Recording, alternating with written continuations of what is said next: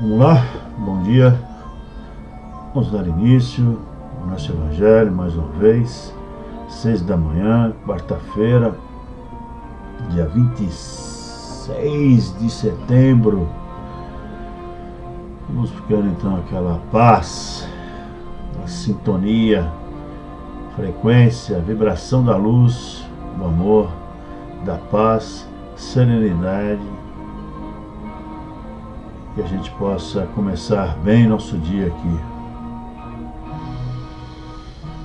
Assim, respirando, sentindo a presença do nosso querido anjo da guarda. Vamos lá. Continuando a leitura do nosso livro, Jesus no Lar. Lição número 5. O servo inconstante. À frente de todos os presentes, o mestre narrou com simplicidade. Certo homem encontrou a luz da revelação divina e desejou ardentemente habilitar-se para viver entre os anjos do céu. Tanto suplicou essa bênção ao Pai, que através da inspiração, o Senhor o enviou ao aprimoramento necessário com vistas ao fim a que se propunha. Por intermédio de vários amigos, orientados pelo poder divino, o candidato, que demonstrava acentuada tendência pela escultura, foi conduzido a colaborar com o antigo mestre em mármore valioso. No entanto, a breve tempo, demitiu-se, alegando a impossibilidade de submeter-se a um homem ríspido e intratável. Transferiu-se desse modo para uma oficina consagrada à confecção de utilidades de madeira sob as diretrizes do velho escultor. Abandonou-o também, sem delongas, asseverando que lhe não era possível suportá-lo. Em seguida, empregou-se sob as determinações de conhecido operário especializado em construção de colunas em estilo grego. Não tardou, entretanto, a deixá-lo, declarando não lhe tolerar as exigências.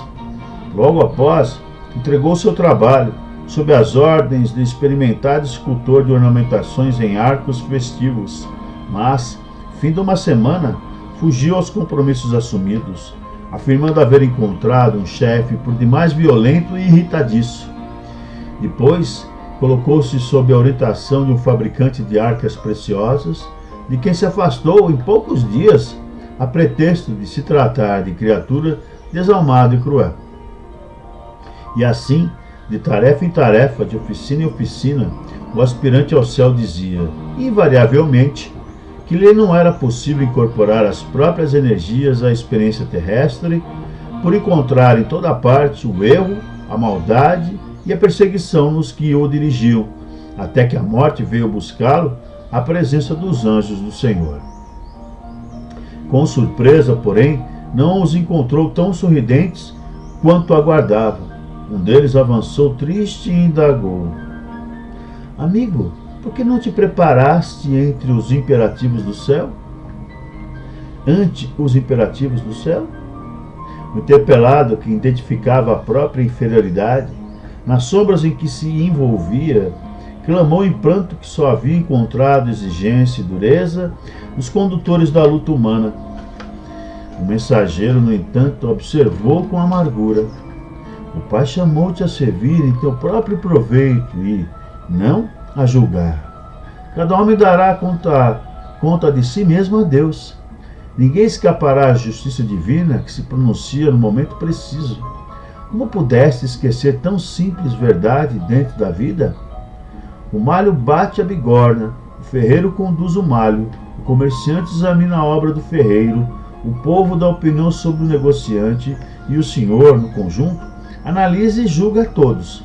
Se fugiste a pequenos serviços do mundo, sob a alegação de que os outros eram incapazes e indignos da direção, como poderás entender o ministério celestial? E o trabalhador inconstante passou as consequências de sua queda impensada. Jesus fez uma pausa e concluiu: Quem estiver sob o domínio de pessoas enérgicas e endurecidas na disciplina, excelentes resultados conseguirá recolher se souber e puder aproveitar-lhes a aspereza, inspirando-se na madeira bruta ao contato da plana benfeitora. Abençoada seja a mão que educa e corrige, mas bem-aventurado seja aquele que se deixa aperfeiçoar ao seu toque de renovação e aprimoramento, porque os mestres do mundo sempre reclamam a lição de outros mestres, mas a obra do bem, quando realizada para todos, permanece eternamente. Bacana, né? Enquanto eu lia, me veio a imagem de uma pessoa com que eu trabalho, eu faço trabalho espiritual, que ela é exigente, ela não é uma palavra chata, né? Nós temos uma palavra na nossa língua chamada chata, só chata, né? Meio que autoritária, mas ao mesmo tempo que ela pega no pé, disciplina, repete muitas coisas, muitas recomendações, muitas regras, ela exerce uma liderança positiva, ela é uma pessoa organizada, uma pessoa dedicada. Enfim, a convivência que eu tenho com ela é difícil, já falei isso para ela, mas para mim ali eu tenho aprendido muito, porque ela exige a minha paciência, exige da minha tolerância, exige o respeito que tenho aprendido com Jesus e com todos que o seguem e ensinam suas lições. Então, para mim, ela é uma ferramenta, é uma pessoa que Deus colocou no meu caminho, vamos assim dizer, que tem me ensinado muito, apesar de discordar da postura dela em muitas ocasiões. Mas como nós trabalhamos juntos para um objetivo maior, a gente tolera, a gente respeita o jeito dela, porque aprendemos com Jesus isso, né? A respeitar a posição de cada um. E não entrarmos em confronto destrutivo, né? Um confronto que só traz prejuízo e nenhum aprendizado positivo, não é? No momento. Então, se a gente meio que discorda da pessoa, a gente pode conversar, dar o exemplo a ela daquilo que a gente gostaria que ela fizesse conosco, né? Podemos dar o exemplo e quem sabe a gente não ensina um pouco também. Então esse contato com as pessoas diferentes, de vários tipos, ele é enriquecedor quando a gente tem esse olhar, né? Diferente do nosso amigo que queria que fosse tudo do jeito dele também, não é? Por isso que ele não conseguia conviver com nenhum dos chefes, vamos assim dizer, não conseguia conviver, porque, na minha opinião, ele também era do mesmo jeito, né? Queria tudo do seu jeito, do seu jeitinho. E aí veio a revelação para ele, né? No final, a revelação.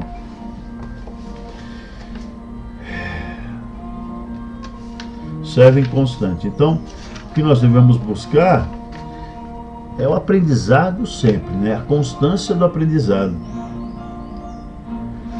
Porque no final das contas, velho, a gente passa, né? Se hoje nós temos um chefe inflexível, duro, que a gente consiga aprender com isso, e daqui a pouco esse chefe não estará mais conosco. Se ultrapassarmos bem a lição, não teremos mais necessidade daquela experiência. Não é verdade? Aí nós vamos ter outros tipos de experiência enriquecedora. Que a gente só vai aprender, né? Só vai aprender com as dificuldades, não tem jeito, né? Então a gente sempre lembra, né, das metáforas que os sábios nos ensinam, né? A escultura, o mármore só ganhará forma, mesmo uma forma bonita, refletir a beleza, com o trabalho do cisel, né? Com o cisel batendo em sua pedra, lapidando-a, né? Dando forma. O diamante é a mesma coisa. Aqui ele falou do malho, né? Da peça de ferro também só adquirirá forma através ferreiro, do malho, do calor, né? E, enfim, assim somos nós também. Assim somos nós. Não tem aprendizado sem isso, né? Sem esse esforço, né? Ontem a gente falou da semente, que para germinar tem que vencer a cova escura onde se encontra, né? Romper toda aquela pressão do solo que a cerca, daquela dureza que a cerca, para ela ganhar a luz.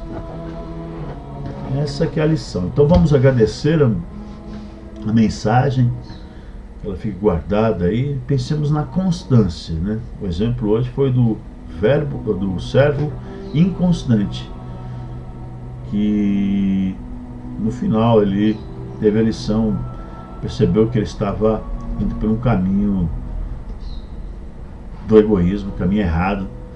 Ao invés de aprender as lições, ele fugiu delas, né? E assim vamos cumprimentando o nosso anjo da guarda, nossos mentores, guias e protetores, Pai Francisco, Mãe Maria, Jesus, todos os amigos da luz. Nos unimos neste momento, essa música bonita, nesse piano, e com o Pai, com Deus, a gente se une também, se une, e com a prece a gente se une ainda mais, consolidando essa união na luz neste momento. Pai nosso que estais nos céus, santificado seja o vosso nome. Venha a nós o vosso reino, seja feita a vossa vontade, assim na terra como nos céus. O pão nosso de cada dia nos dai hoje, Senhor. Perdoa nossas dívidas, assim como perdoamos aos nossos devedores. E não nos deixe, Pai, cair em tentação, mas antes nos livre de todo mal. Pois são teus o reino, o poder e a glória para todos sempre. Que assim seja, graças a Deus. Agora, vamos para o Evangelho, né? Continuando. Nós estamos ainda no prefácio daquele tema que prece pelos inimigos do Espiritismo. Nós estamos no capítulo, no último capítulo 28, que é a coletânea de preces aqui do nosso querido Evangelho. Então, continuar aqui, terminar o prefácio desse tema, de preces pelos inimigos do Espiritismo, que até hoje estão aí, né? Bom, vamos lá. A exemplo dos primeiros cristãos, orgulhai-vos de carregar a vossa cruz. Crede na palavra do Cristo que disse: bem-aventurados que sofrem perseguição pela justiça, porque deles é o reino dos céus. Não temais os que matam o corpo, mas não podem matar a alma. E acrescentou: amai os vossos inimigos, fazei bem aos que vos fazem mal, e orai pelos que vos perseguem. Mostrai que sois os seus verdadeiros discípulos e que a vossa doutrina é boa, fazendo para isso o que ele ensinou e exemplificou. A perseguição será temporária. Esperai, pois, pacientemente o romper da aurora, porque a estrela da manhã já se levanta no horizonte. Aí ele pede para a gente dar uma olhada aqui no capítulo 24, 13 e seguintes. Agora vem a prece.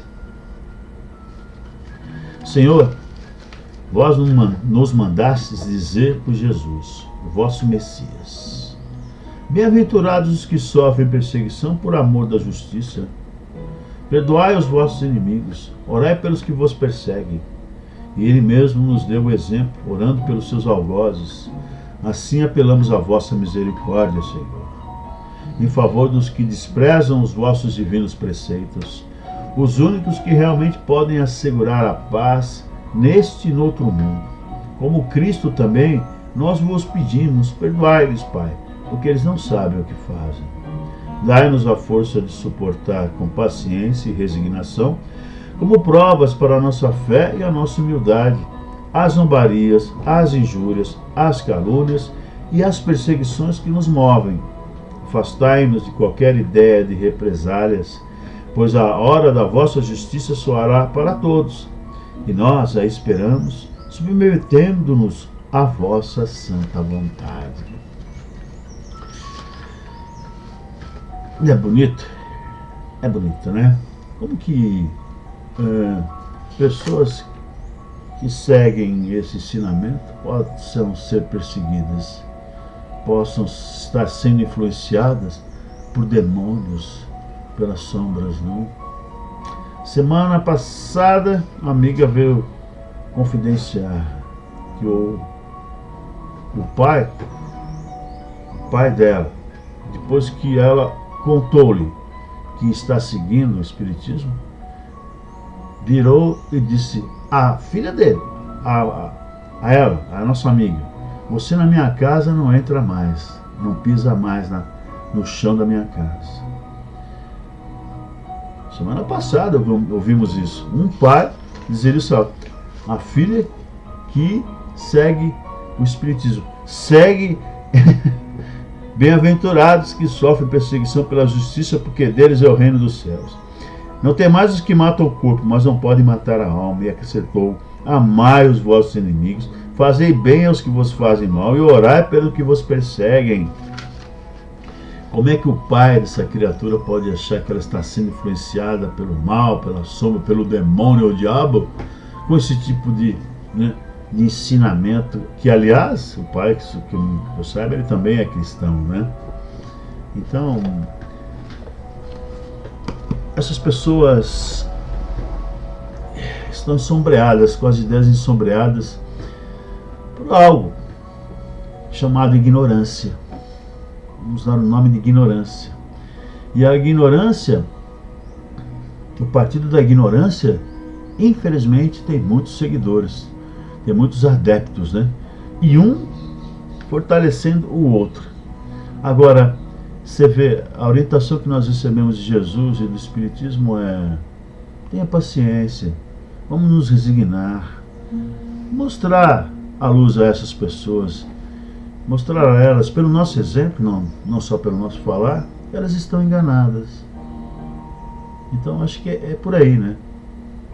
Porque nenhum cristão aprende que é correto perseguir, menosprezar a religião, a crença do outro.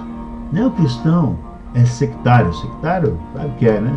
Sectário é de secção, de separar. Todo cristão busca a união, não a secção, a separação. Então você vê que quem é que está mal influenciado aqui, né? Os que sofrem perseguição ou os que perseguem? Você vê, a gente lá atrás, me recordei agora, logo depois que Jesus foi perseguido, né? Começou com Jesus, depois os apóstolos, e depois aqueles primeiros cristãos. A gente não pode esquecer que eles eram queimados ou comidos pelas feras nos circos romanos. Não podemos esquecer disso. Então houve 3 séculos de perseguição. 3 séculos, né? Até a chegada de Constantino. Interessante, esse é o ponto. Constantino veio, teve um sonho, teve uma revelação, enfim, e acabou oficializando os cristãos, né, a religião cristã. Daí surgiu a Igreja Católica Apostólica Romana, e também por questões políticas, poder, né? Ele percebeu que podia lhe trazer benefício material, né, político, essa conversão ao cristianismo, com certeza, a igreja. E aí o que fizeram esses primeiros cristãos a partir do momento que eles se tornaram oficiais? Não é que eles começaram a perseguir os pagãos, os que não eram mais cristãos? Então 3 séculos depois da partida de Jesus, ou da vinda de Jesus, nós já tínhamos feito isso. Já tínhamos meio que, não sei, virado de ponta cabeça os ensinamentos de Jesus, ou deturpado, né? Ou perturbado a sua mensagem. Você vê como a gente é. Então até hoje a gente vê isso. Infelizmente, os partidários da ignorância. Então, para a ignorância, para a sombra, a luz da tolerância, a luz firme da razão, né? Por isso que a gente fala em fé raciocinada, a gente fala em bom senso o tempo todo, porque a falta da razão, a falta de bom senso, abre espaço para a entrada da ignorância, do fanatismo, e aí começam as perseguições ao próximo. ao invés de respeitá-los. Aí começa a desunião. A desunião começa.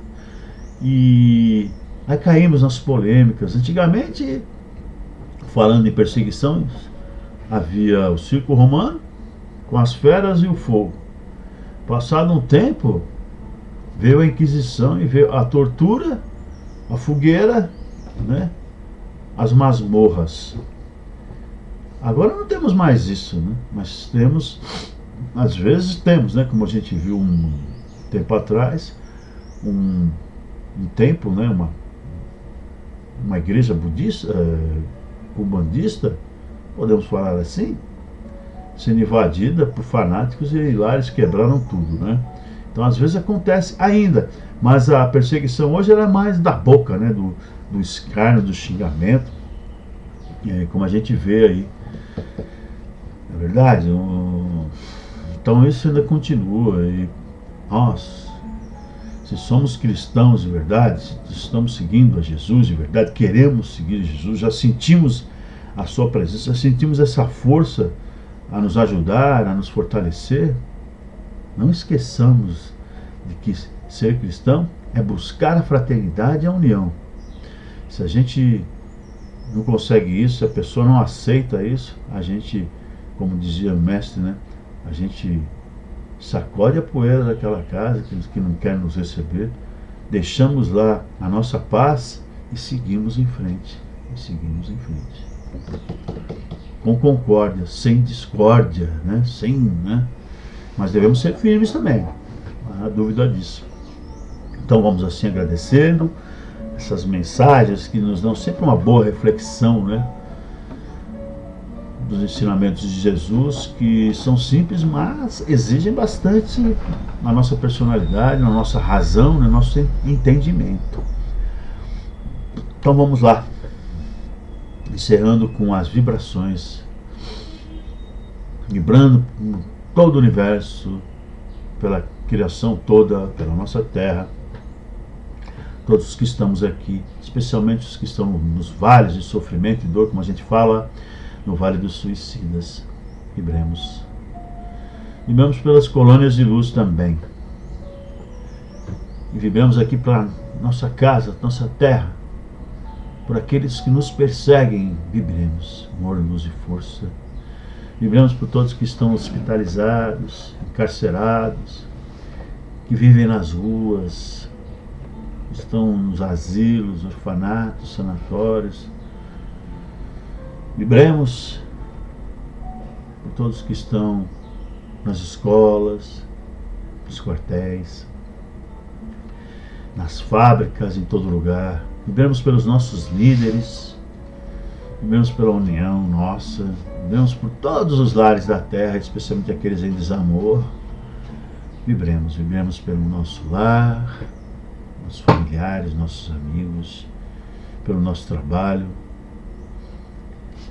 E deixemos aqui uma grande vibração de amor e luz, pela espiritualidade. E assim seja.